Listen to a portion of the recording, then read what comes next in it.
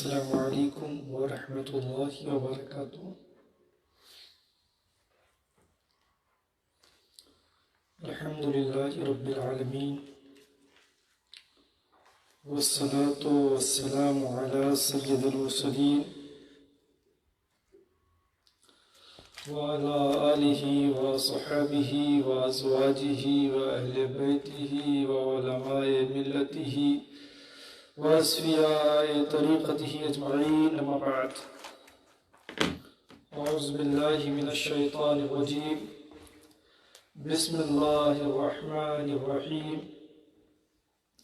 إن الله وملائكته يصلون على النبي يا أيها الذين آمنوا صلوا عليه وسلموا تسليما، اللهم صل على سيدنا اللهم صل على سيدنا مولانا محمد وعلى آل سيدنا مولانا محمد وبارك وسلم صلاة وسلاما عليك يا رسول الله صلى الله تعالى عليه وسلم۔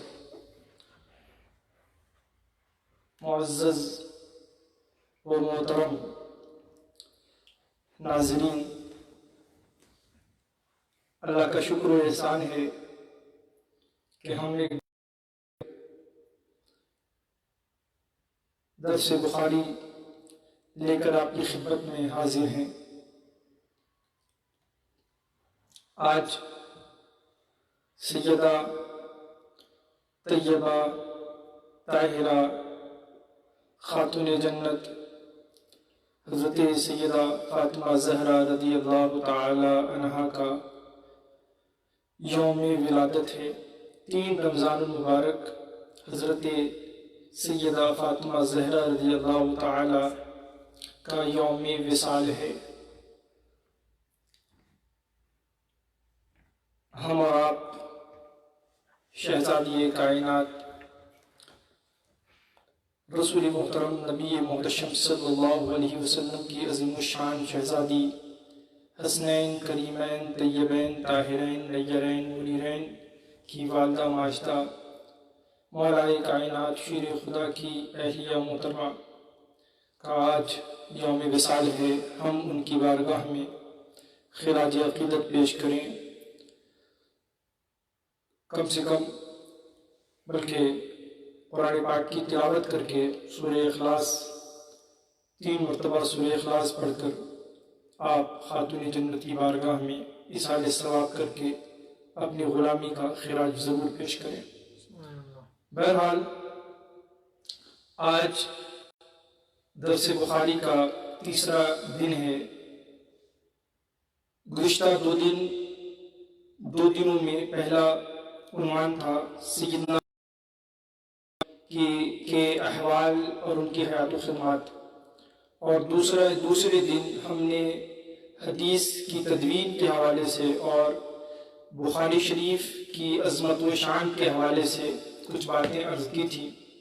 آج ہم باضابطہ بخاری شریف کی پہلی حدیث بخاری، یعنی بخاری شریف میں امام بخاری رحمۃ اللہ علیہ نے جو پہلی حدیث درج کی ہے، ہم اس حدیث پر آج کچھ عرض کرنے کی کوشش کریں گے۔ ایک بات ذہن میں رکھیں کہ حدیث جو متن حدیث ہے اس سے پہلے محدثین سند بیان کرتے ہیں۔ سند کا معنی ہے رجال کی وہ فہرست جو ہمیں حدیث کے متن تک پہنچا دے، یعنی چین آف حدیث کو سند کہتے ہیں۔ میں نے فلاں سے سنا، فلاں نے فلاں سے سنا، فلاں نے فلاں سے سنا، اور یہ سلسلہ رسالت مآب صلی اللہ تعالی علیہ وسلم تک دراز ہوتا ہے، اس کو بنیادی طور پر سند کہتے ہیں۔ بہرحال تو امام بخاری اس کی سند ذکر کرتے ہیں، فرماتے ہیں کہ حدثنا یحییٰ بن سعید الانصاری حدثنا الحمیدی قال حدثنا سفیان قال حدثنا يحيى بن سعيد الأنصاري قال أخبرني محمد بن إبراهيم أنه سمع علقمة بن وقاص يقول سمعت عمر بن الخطاب رضي الله تعالى عنه على المنبر.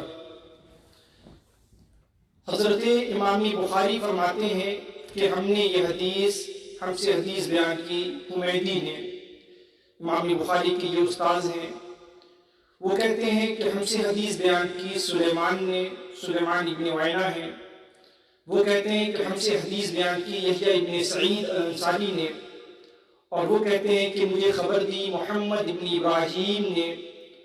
اور محمد ابن ابراہیم کہ کہتے ہیں کہ انہوں نے سنا علقمہ ابن وقاص سے.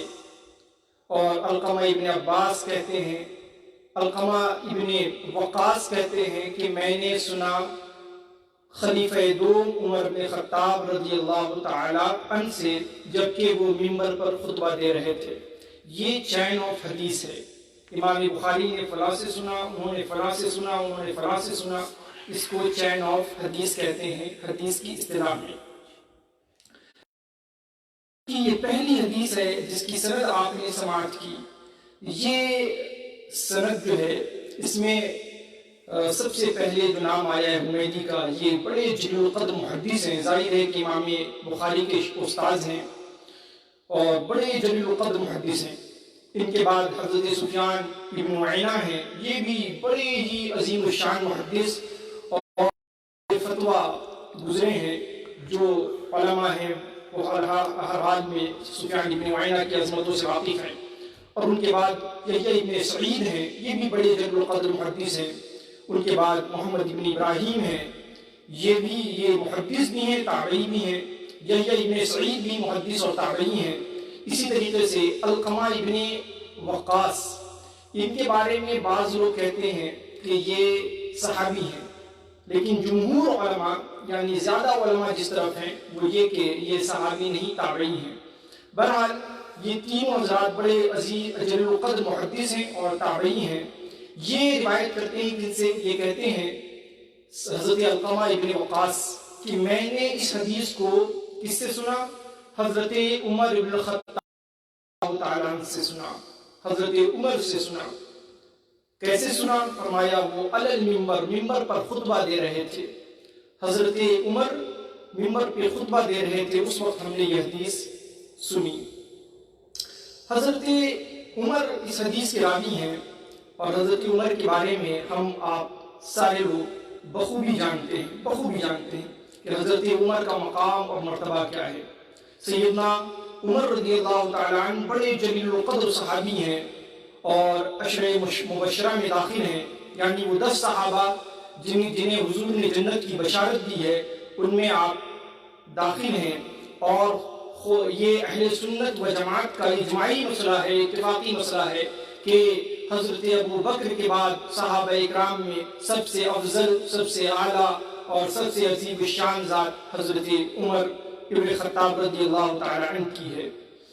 یہ آپ خلفائے راشدین میں دوسرے نمبر پہ ہیں. حضرت ابو بکر کے بعد آپ خلیفہ ہوئے اور میرے آقا صلی اللہ تعالی علیہ وسلم نے حضرت عمر کی شان بیان کرتے ہوئے فرمایا کہ اگر میرے بعد کوئی نبی ہوتا، اللہ اکبر، حضرت عمر کی شان دیکھیں. میرے آقا فرماتے ہیں کہ اگر میرے بعد کوئی نبی ہوتا تو وہ عمر ابن خطاب ہوتے.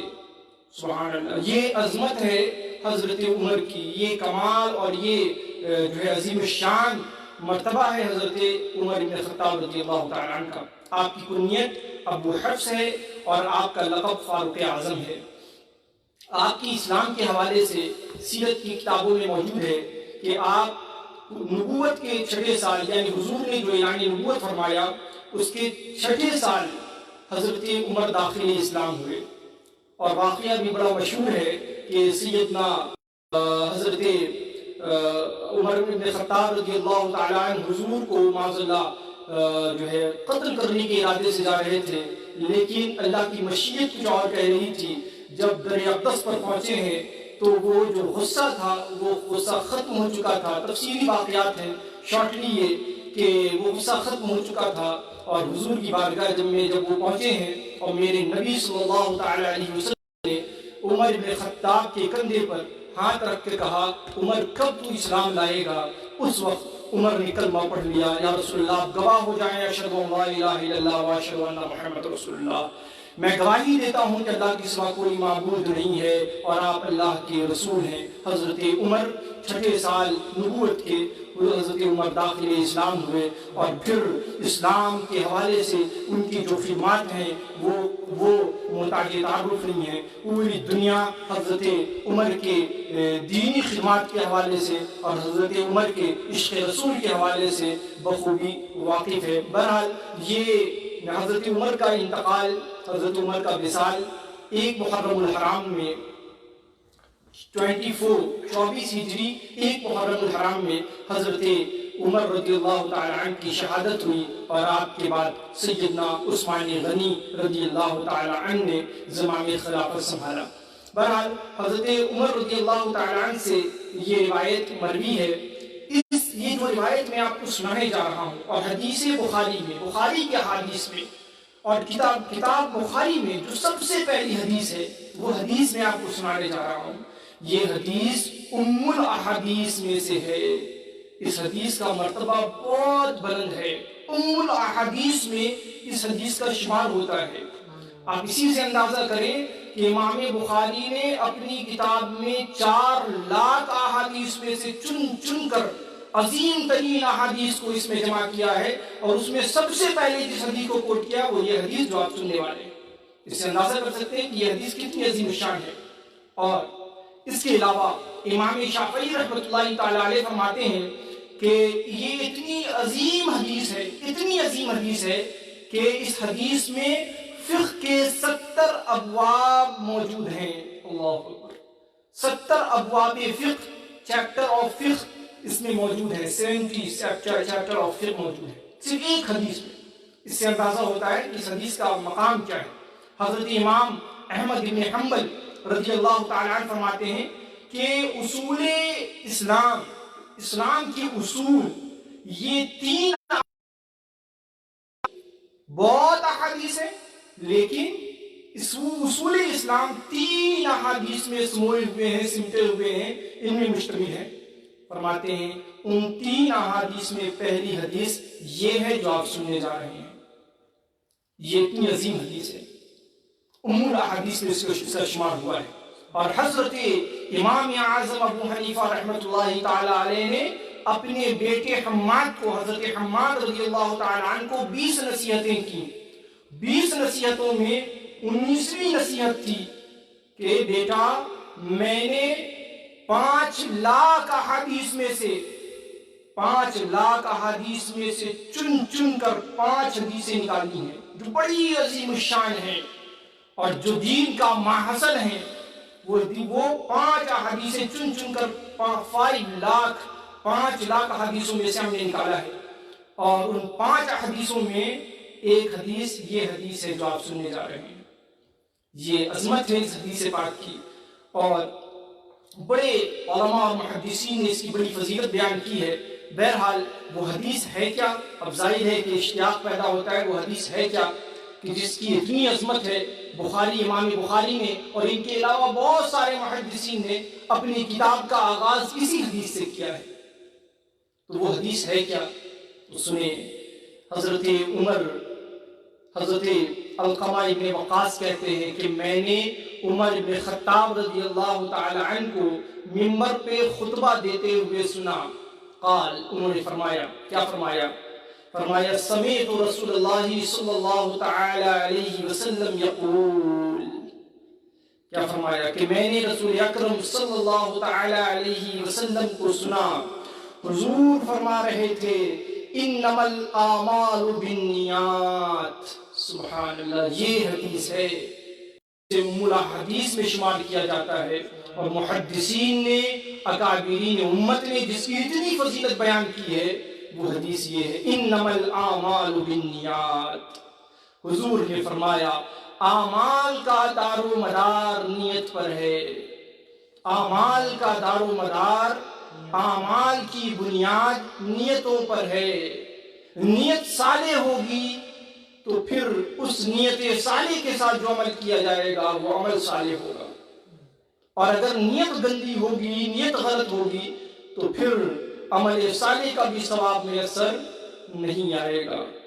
اور پھر آگے حدیث پاک میں فرمایا وَإِنَّمَا لِكُلِّ امْرِئٍ مَا نَوَىٰ، ہر شخص کے لیے وہی ہے جس کی اس نے نیت کی ہے، ہر شخص کے لیے وہی ثمرہ عمل ہے، وہی عمل کا فائدہ ہے جس کی اس نے نیت کی ہے۔ نیت جیسی ہوگی ثمرات عمل ویسے ہی ملیں گے، عمل کے ثمرات بھی ویسے ہی ہوں گے۔ نیت اچھی ہوگی تو عمل کا جو ثمرہ ہوگا وہ بھی اچھا ہوگا، اگر نیت بیڈ ہوگی اور بری ہوگی تو عمل کا ثمرہ بھی اچھا اور میٹھا نہیں ہوگا۔ اور پھر آگے حدیث پاک میں ہے فَمَنْ كَانَتْ هِجْرَتُهُ إِلَى دُنْيَا يُصِيبُهَا أَوْ إِلَى امْرَأَةٍ يَنكِحُهَا فَهِجْرَتُهُ إِلَى مَا هَاجَرَ إِلَيْهِ، فرمایا کہ جو فَمَنْ كَانَ هِجْرَتُهُ إِلَى دُنْيَا، کہ جو ہجرت کرے کس کی طرف؟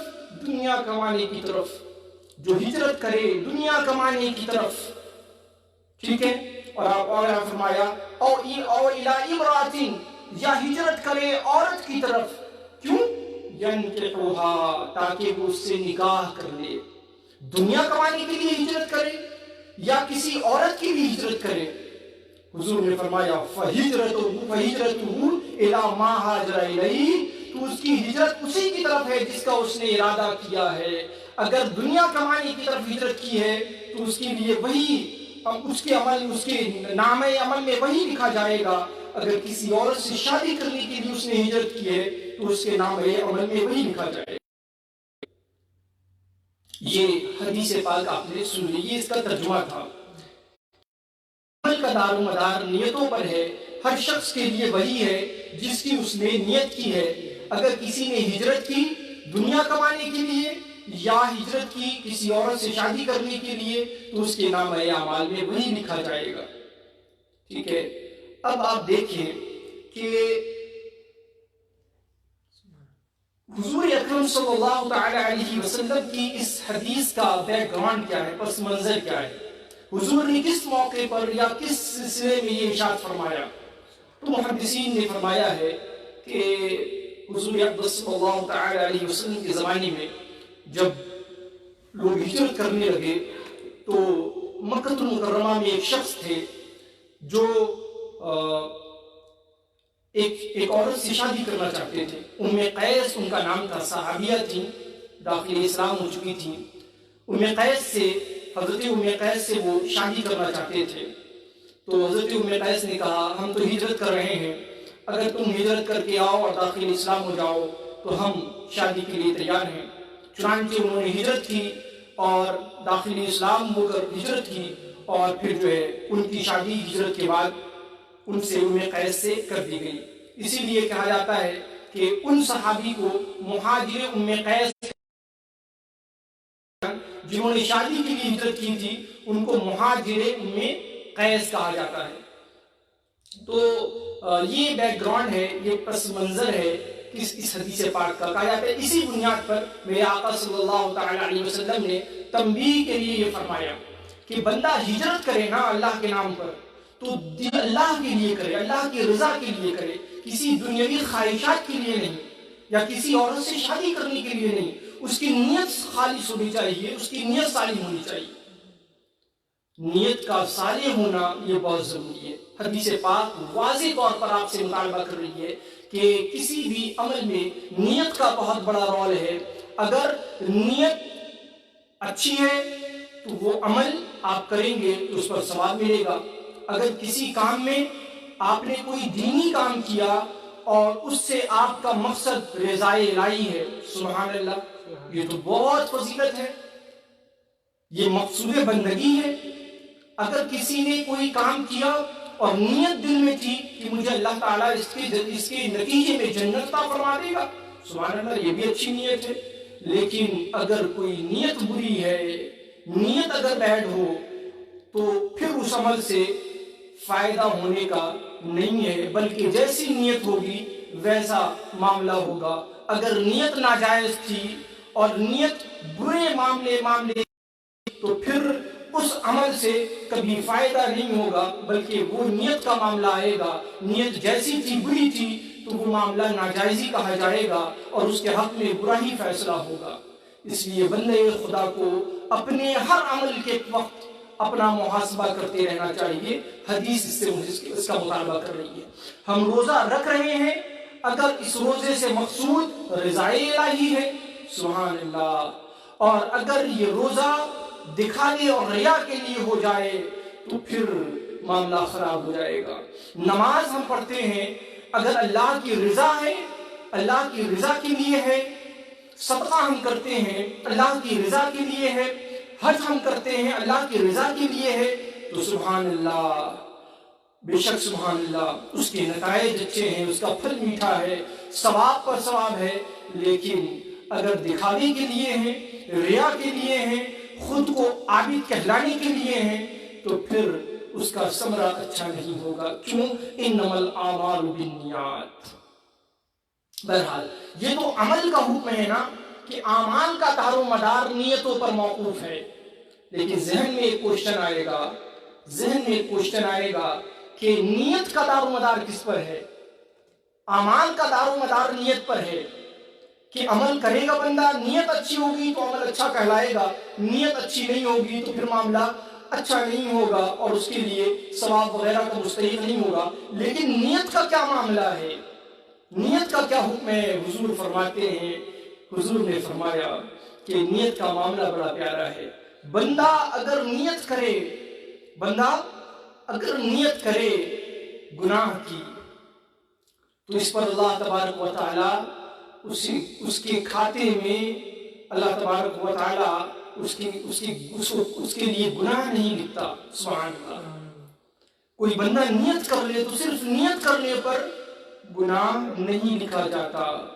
یہ حدیث پاک ہے، جب تک کہ وہ گناہ کر نہ لے۔ اور نیت کرنے والا اگر اچھائی کی نیت کر لے تو اس کی اس نیت پر ہی اللہ تبارک و تعالیٰ اسے ایک نیکی عطا فرما دیتا ہے، اور اگر اس نیک عمل کو کر بھی لے نیت کے بعد تو پھر اللہ تبارک و تعالیٰ 10 سے 700 گنا تک اللہ تبارک و تعالیٰ اسے ثواب عطا فرماتا ہے۔ حدیث پاک ہے، اللہ کے رسول صلی اللہ تعالی علیہ وسلم نے فرمایا، بخاری شریف کی حدیث ہے، اذا اراد عبدی ان یعمل سیئۃ، کہ جب میرا بندہ ارادہ کرتا ہے کسی برے کام کو عمل میں لانے کا، برا کام کرنے کا، سیاح کرنے کا، گناہ کرنے کا، فلا تکتبوها علیہ۔ سبحان اللہ، کیا رحمان عزیز، اللہ تبارک و تعالی رحمان ہے، رحیم ہے۔ آپ دیکھیں کہ بندہ برے کام کی نیت کرتا ہے، اللہ فرماتا ہے لا تکتبوها علیہ، اس پر برائی لکھی نہیں جاتی، برائی لکھی نہیں جاتی جب تک وہ کر نہ لے برا کام۔ اور آگے اللہ تبارک و تعالیٰ نے ارشاد فرمایا، میرے آقا صلی اللہ علیہ وسلم فرماتے ہیں کہ اگر کوئی بندہ وَإِذَا أَرَادَ أَن يَعْمَلَ حَسَنَةً فَلَمْ يَعْمَلْهَا، اور جب بندہ کوئی نیک کام کرنے کا ارادہ کرتا ہے اور ابھی کرتا نہیں ہے، صرف ارادہ کرتا ہے، نیت کرتا ہے اور وہ عمل میں لاتا نہیں ہے، فَاكْتُبُوهَا لَهُ حَسَنَاتٍ، تو اللہ تبارک و تعالیٰ اس کے لیے ایک نیکی لکھ دیتا ہے۔ سبحان اللہ، معلوم یہ ہوا کہ نیت اتنی عظیم ہے کہ بندہ اگر خالی نیت کر لے تو فرق یہ ہے کہ نیت کرنے سے اگر گناہ کی نیت کیا ہے تو اسے گناہ نہیں ملتا جب تک وہ گناہ لکھا نہیں جاتا، جب تک وہ کر نہ لے۔ لیکن اگر اچھائی کی نیت کرتا ہے، اللہ رحمان ہے، وہ اللہ اپنے بندوں کو نوازتا ہے، اچھائی کی نیت کیا اس کے کھاتے میں ایک نیکی لکھ دی جاتی ہے۔ سبحان اللہ، یہ ہے۔ اور اگر وہ اچھا عمل کر بھی لے تو پھر اللہ تبارک و تعالیٰ اس کے لیے 10 نیکیاں لکھ دیتا ہے۔ سبحان اللہ، یہ جو ہے یہ عظمت ہے۔ بندہ اگر اچھائی کی نیت کر لیتا ہے تو اللہ تبارک و تعالیٰ نوازتا ہے۔ حضرت بدر کے مقام پر، غزوہ تبوک کے موقع پر کچھ صحابہ جو شامل نہ ہو سکے لیکن ان کی نیت خالص تھی، تو اللہ کے رسول صلی اللہ تعالی علیہ وسلم نے انہیں بھی ثواب کی بشارت سنائی۔ انہیں بھی ثواب کی بشارت سنائی۔ صحابہ نے عرض کیا یا رسول اللہ یہ تو شامل نہیں ہوئے غزوہ تبوک کے موقع پر، یہ تو ہمارے ساتھ نہیں آئے، پھر انہیں ثواب کیسا؟ تو میرے آقا صلی اللہ علیہ وسلم نے فرمایا ان کی نیت کا ثواب ہے، انہوں نے نیت اخلاص کے ساتھ کیا تھا، اللہ کی رضا کے لیے کیا تھا، جو اور باتیں یہ حاصل نہ ہو سکے، لیکن ان کی نیت کی برکت سے اللہ تبارک و تعالیٰ نے ان کے لیے ثواب مرحمت فرمایا ہے۔ تو بندہ اگر اچھی نیت کر لے تو اللہ تبارک و تعالیٰ اسے ثواب عطا فرماتا ہے۔ اس حدیث کو ہم نے سن لیا، یہ حدیث ہم سے مطالبہ کر رہی ہے اور ہم سے اس بات کا ڈیمانڈ کر رہی ہے کہ ہم اپنے عمل کو خالص کریں، اللہ اور اللہ کے رسول کے لیے کریں۔ حدیث پاک پر میں عرض ختم کروں، اللہ کے رسول صلی اللہ تعالی علیہ وسلم نے فرمایا کہ نیت المومن، مومن کی نیت خیر من عملہ، سبحان اللہ، فرمایا مومن کی نیت یہ اس کے عمل سے بہتر ہے، عمل سے بہتر ہے، مومن کی نیت اس کے عمل سے بہتر ہے۔ کیوں؟ اس لیے کہ نیت میں کوئی شک نہیں ہے، بندہ اچھی نیت کر لے فوراً اسے ثواب مل جاتا ہے۔ عمل میں تو یہ ہے کہ عمل کرے گا تب ثواب ملے گا، لیکن نیت کا معاملہ یہ ہے بندہ نیت کرتا ہے اللہ کی رحمت اس کی طرف متوجہ ہو جاتی ہے۔ اس لیے ضرورت اس بات کی ہے کہ ہم اچھی نیتیں کر لیں، اگر اب تک گناہ کر رہے ہیں ان گناہوں سے توبہ کریں اور نیک نیت کر لیں، گناہوں سے توبہ کر کے اچھی نیت کی طرف آئیں، انشاءاللہ تبارک و تعالیٰ اسی وقت سے اللہ تبارک و تعالیٰ ہمارے نام اعمال میں نیکیاں لکھ دے گا۔ اللہ تبارک و تعالیٰ نے یہ فرمایا ہے، ہم سے مطالبہ ہے کہ ہم اپنے دین کو خالص کریں، اپنے اعمال کو اللہ کے لیے کریں۔ حدیث پاک ہے کہ حضرت سرکار عالم صلی اللہ علیہ وسلم نے فرمایا مسلم شریف میں، اور سیدنا امام غزالی رحمۃ اللہ تعالی علیہ نے اس حدیث کو نوٹ کیا ہے، فرماتے ہیں کہ کل قیامت کے روز 3 شخص رب کے حضور حاضر ہوں گے، ایک عالم ہوگا، ایک سخی ہوگا اور ایک شہید ہوگا۔ یہ تینوں سوسائٹی میں بڑے عظیم سمجھے جاتے ہیں، بڑے اعلیٰ سمجھے جاتے ہیں، اس لیے حدیث پاک میں ان تینوں کا ذکر کیا گیا۔ یہ تینوں آئیں گے، رب پوچھے گا عالم سے بتا تو کیا لے کر آیا ہے؟ عالم عرض کرے گا پروردگار عالم میں نے قرآن سیکھا، حدیث سیکھا، قرآن پڑھایا، سیکھنے کے بعد قرآن کی تعلیم دیا، حدیث کی تعلیم دیا، بڑے میں نے قرآن و حدیث کی بڑی میں نے تعلیم دی ہے، لوگوں کو عالم اور فاضل بنایا ہے، میں نے یہ کیا اور وہ کیا۔ پروردگار عالم فرمائے گا ہاں تو نے یہ سب کچھ کیا ہے، لیکن دین اللہ کی رضا کے لیے نہیں، تو نے یہ سب کچھ کیا ہے، کس لیے کیا؟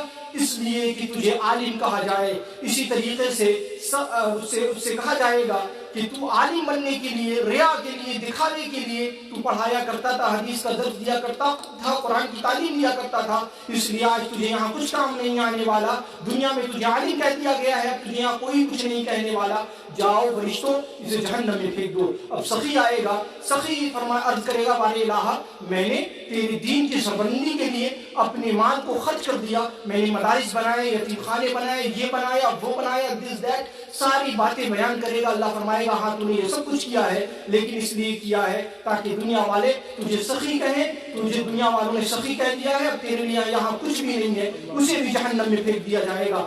آنے والا شہید آئے گا، عرض کرے گا بار الہ میں نے تیری دین کی سربلندی کے لیے اپنی جان تیری راہ میں قربان کر دی۔ پروردگار فرمائے گا ہاں تو نے جان قربان کی ہے، لیکن اپنے اس لیے کی ہے تاکہ دنیا والے تجھے شہید اعظم کہیں، دنیا میں تیرا رتبہ اور مرتبہ ہو۔ سن، دنیا میں تجھے شہید کہہ دیا گیا ہے، اب تجھے یہاں کچھ نہیں ملنے والا، فرشتوں اسے بھی جہنم میں پھینک دو۔